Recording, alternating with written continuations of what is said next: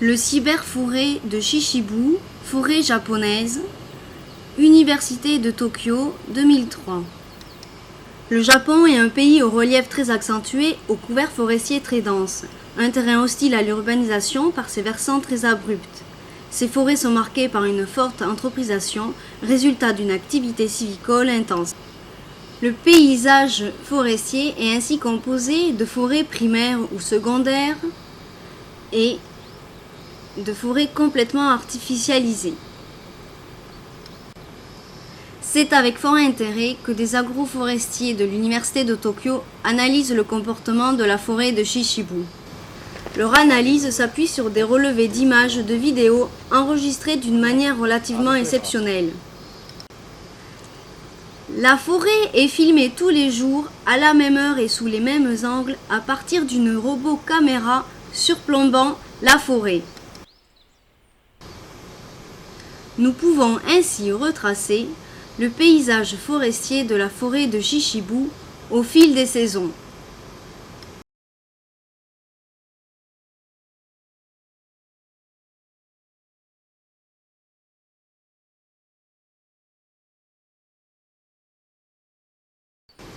Les caméras robots enregistrent également le son.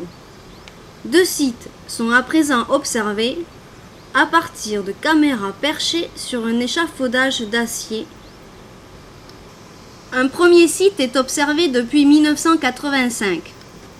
Dans un premier temps, à partir de photographies prises chaque week-end, puis une première caméra a été installée sur un échafaudage de bois à hauteur d'homme qui fut rapidement dépassé par les arbres, bien que la première rangée fût taillée.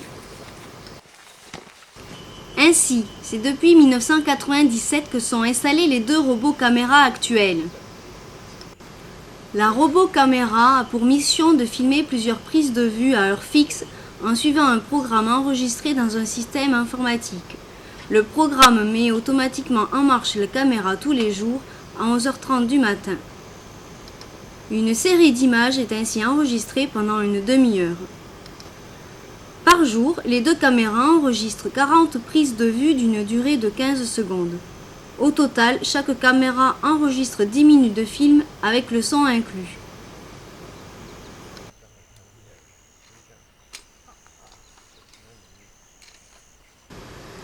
Le matériel informatique est abrité dans une petite cabane au pied de l'échafaudage. Il commande les prises de vue de la vidéocaméra. Le système informatique comprend un écran informatique, un lecteur cassette, un PC contrôleur relié à l'unité centrale et un écran vidéo permettant de visionner la prise de vue de la caméra.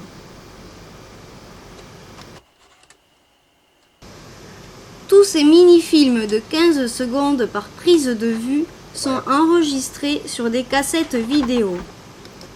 Ces cassettes sont régulièrement changées, remplacées,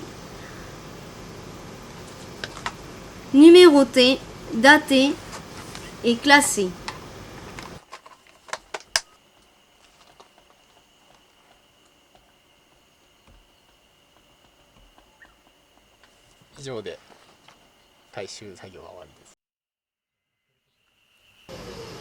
Les systèmes électriques des 2 stations sont chacun reliés à un générateur électrique par un câble plus ou moins visible sur le bord du chemin.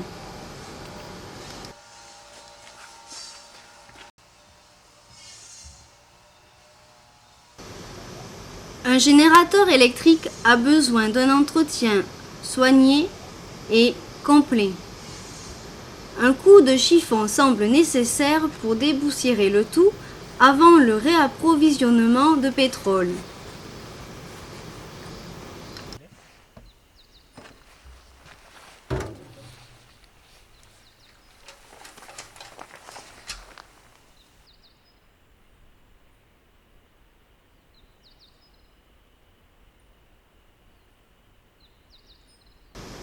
Les outils sont stockés dans un petit placard à proximité. Les bougies sont également régulièrement entretenues, nettoyées.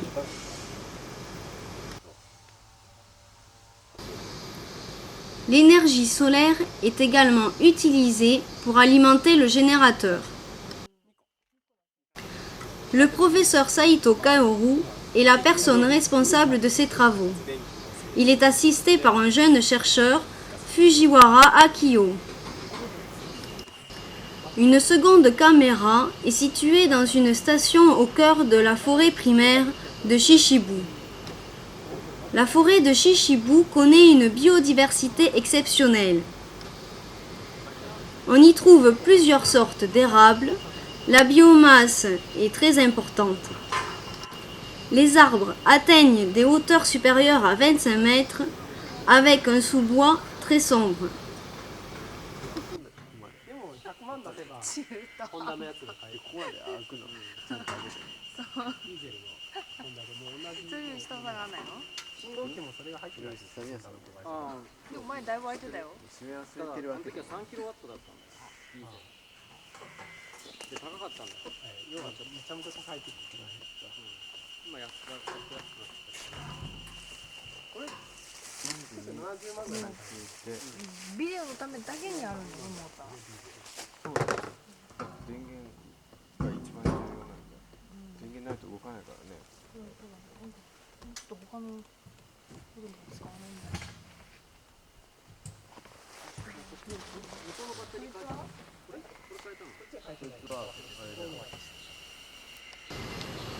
Une seconde robot caméra est perchée sur un échafaudage d'une hauteur de 25 mètres, ici caché par le feuillage de l'été.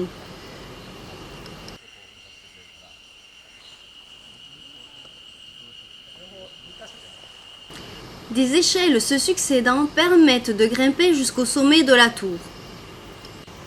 La station de recueil de données s'effectue sur une surface bien délimitée autour de l'échafaudage. La zone est quadrillée, des petits piquets sont plantés pour servir de repères visuels. Des pièges capturent des insectes en hauteur. Les insectes ici se cognent aux plaques vitrifiées et tombent dans le seau. Ces filets blancs piègent les insectes d'une hauteur au sol de 80 cm.